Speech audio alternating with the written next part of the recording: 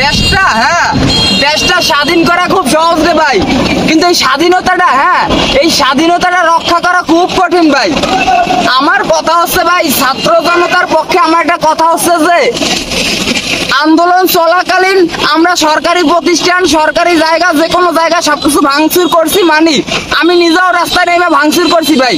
কিন্তু কথা হচ্ছে ভাই, তখন আমরা স্বাধীন ছিলাম না। আজকে আমাদের দেশ, আমাদের মাতৃভূমি আজকে স্বাধীন হয়েছে ভাই, কিন্তু আজকে তো এই ভাঙচুর এসবের কোনো দরকার হয় না। কারণ এই যে রাষ্ট্রীয় সম্পদ, এই বাংলাদেশের যে সম্পদ, সরকারি সম্পদ, এই সরকারি সম্পদ শেখ হাসিনার দাদায় দিয়ে যায় নাই, শেখ হাসিনার নানায় দিয়ে যায় নাই, শেখ হাসিনার বাপে দিয়ে যায় নাই। এই সম্পদ আমাদের বাংলাদেশের জনগণের, আমাদের প্রবাসী ভাইদের রেমিটেন্সে এই সম্পদ এসেছে। এই প্রবাসী ভাইদের টাকায় রেমিটেন্সে এই সম্পদ এসেছে। তো এই স্বৈরাচারী সরকারের রাগের ক্ষোভ আমাদের বাংলাদেশের রাষ্ট্রীয় সম্পদের উপর দেখানো না দেখানোই ভালো আমি মনে করি। গতকালকে একটা নিউজ দেখলাম যে একটা পুলিশের বাড়িতে হামলা করছে, আগুন জ্বালিয়ে দিছে, কিন্তু ওই পুলিশ সদস্য ঘরে ছিল না। ওই পুলিশটার দোষ আছে ভাই, কিন্তু ওই যে পুলিশের ঘরে যে বাচ্চা আছে, ওই পুলিশের ঘরে যে তার স্ত্রী আছে, তার মা বাবা আছে, তাদের তো কোনো দোষ নাই ভাই। বহুত পোলাপান আছে ভাই, বাপে পুলিশ কিন্তু পোলায় ছাত্রদের সাথে আন্দোলনে নামছে, তাই ছেলের তো দোষ নাই ভাই, বাপের দোষ। তো আপনি বাপেকে খোঁজেন। কথা হচ্ছে ভাই, যারা নির্মম ভাবে আবু সাইদ ভাইকে যে পুলিশে মারছে, তাকে যে নির্মম ভাবে যে অত্যাচার করা হয়েছে, আমি মানি সে দোষ করছে ভাই, কিন্তু তাকে আইনের হাতে তুলে দেন। এখন আমাদের হাতে আইন আছে, এখন আর দেশে অবিচার হবে না ইনশাল্লাহ। আমরা আইনের হাতে তুলে দেই।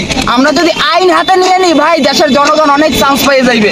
ঠিক আছে, আজকে দেশে দুর্বৃত্তরা নাইমে গেছে ফায়দা লুটতে, আজকে শিক্ষার্থীদের উপর চাপিয়ে দিচ্ছে, এখানে ডাকাতি হচ্ছে, ওখানে ডাকাতি হচ্ছে।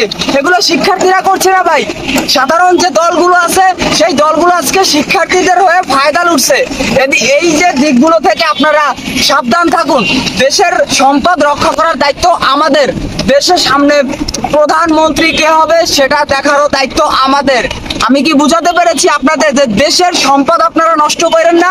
এগুলো শেখ হাসিনার দাদায় দিয়ে যায় নাই, শেখ হাসিনার বাপে দিয়ে যায় নাই, এগুলো আমরা রক্ষা করেছি, এগুলো আমাদের সম্পদ, আমরাই রক্ষা করব। ঠিক আছে, তো প্রথমে আমি একটা কথা বলছি বাইরে, যে স্বাধীনতা পাওয়াটা সহজ ভাই, কিন্তু স্বাধীনতাটা রক্ষা করা অনেক কঠিন। আজকে দেখেন, আমি বরিশালের মাটিতে আছি, বরিশালের জায়গায় জায়গায়, সরকারি বেসরকারি জায়গায় হামলা লুটপাট যে করা হয়েছে, লুটপাট শিক্ষার্থীরা করে নাই, এগুলো দুর্বৃত্তরা করছে, অন্য সব দলের লোকজনে করছে, কিন্তু শিক্ষার্থীদের উপর চাপিয়ে দেওয়ার চেষ্টা সবকিছু।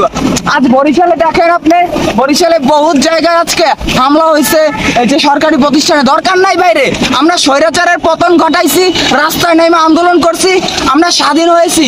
আজকে সামনের বাংলাদেশ আমরা গর্ব, বিচার মুক্ত, বিচার করা যায় যাতে, সুবিচার মানুষ যাতে পায়, সেই বাংলাদেশ আমরা গর্ব। এতটুকুই বলে আজকের ভিডিও আমি শেষ করছি।